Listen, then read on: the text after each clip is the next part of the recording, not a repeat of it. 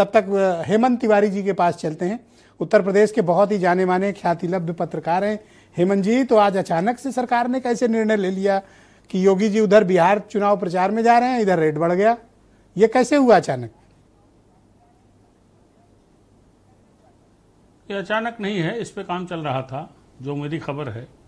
लेकिन आप ये देखिए, अभी कांग्रेस प्रवक्ता बहुत आंकड़े जो दे रहे थे, सही आंकड़े हैं, सटीक आंकड़े हैं, पर उस आंकड़े में एक बड़ा गणितीय दिलचस्पी है। आप देख सकते हैं कि जब 17 में सरकार में आए तो 17 हेलो, मैं सुन रहा हूं, आप बोलें, आपकी आवाज आ रही है। तो 17-18 में कोई इलेक्शन था जी, 19 में इलेक्शन था, पार्लियामेंट्री इलेक्शन था, थोड़ा मुतमईन थे कि बढ़िया परफॉर्मेंस 14 में रहा, 19 में अच्छा रहेगा जी। रहा भी वैसा, 10 रुपए बढ़ाया था उसके पहले। उसके बाद जब 22 का इलेक्शन आया असेंबली का, महत्वपूर्ण था, सरकार में एक बार चल रहे थे, तो 25 बढ़ा दिया एकदम से। और फिर 2024 के पार्लियामेंट्री इलेक्शन के पहले 20 रुपए बढ़ाया। मतलब ये क्या गणित है कि जब लोकसभा के चुनाव आते हैं तो उसके पहले जो गन्ना मूल्यों में वृद्धि होती है वो कम होती है, और जब असेंबली के इलेक्शन आते हैं, जब असेंबली के इलेक्शन के परिप्रेक्ष्य में समयबद्ध तरीके पर ये गन्ना का मूल्य बढ़ाते हैं तो ज़्यादा होता है। उसमें 20 था, इसमें 30 हो गया, असेंबली में 25 था। पर ये बताइए कि 2025 में जब आपने रेट बढ़ा के 400 कर दिया, तो अभी तो पूरा 2026 बाकी है और 27 की शुरुआत में सरकार को, जनता को और किसानों को फेस करना है, तो रेट तो और बढ़ाने पड़ेंगे, इतने से बात बनेगी नहीं। बढ़ाने पड़ेंगे नहीं, बढ़ाएंगे, और बढ़ाने के दृष्टिगत ही अभी से भारतीय जनता पार्टी के लिए बेहद महत्वपूर्ण है। चुनौतियां बड़ी हैं।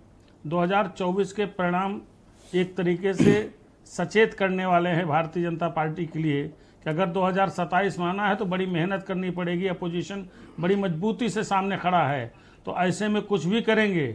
ऐसे में अगर 50 रुपया 40 रुपया और बढ़ाना हुआ तो आप यकीन मानिए, और इसको आर्काइव में रखवा लीजिए आज की डिबेट को, 2026 में फिर एक बार गन्ना के दाम बढ़ेंगे, ताकि अरे 85 लाख से ज्यादा किसान हैं। अच्छा, 400 अभी है, ब्रजेश जी, हम लोग 500 मांगना शुरू करें, बहुत 450 तो मिल ही जाएगा। बहुत से परिवारों को रुलाया है।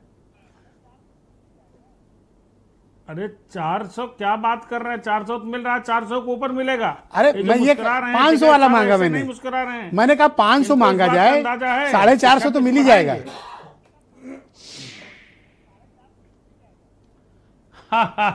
मांगने पे नहीं मिलता, माफ कीजिएगा, जब अपनी जरूरत आती है तब दिया जाता है। ये सरकारों का उसूल है, आज से नहीं लंबे समय से है।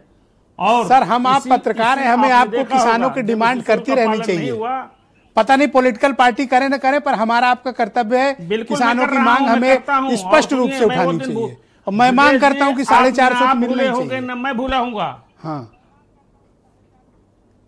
मिलना चाहिए, सही है, और सरकार देगी भी, आप देखते जाइए। लेकिन मेरी एक बात जरूर सुन लीजिएगा जी, यह आपने देखा है, हमने देखा है, इस पैनल में जितने लोग बैठे उन्होंने देखा है, करोड़ों उत्तर प्रदेश वासियों ने देखा है साहब, यही कैश क्रॉप होती थी जो गन्ना बो करके किसान मुतमईन हो जाता था कि इसका पेमेंट मिलेगा तो बिटिया की शादी करूंगा।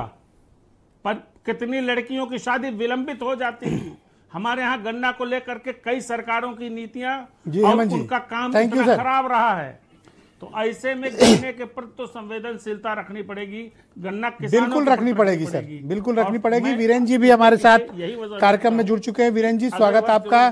तो बताइए कि अचानक हुए इस निर्णय के पीछे के ठोस कारण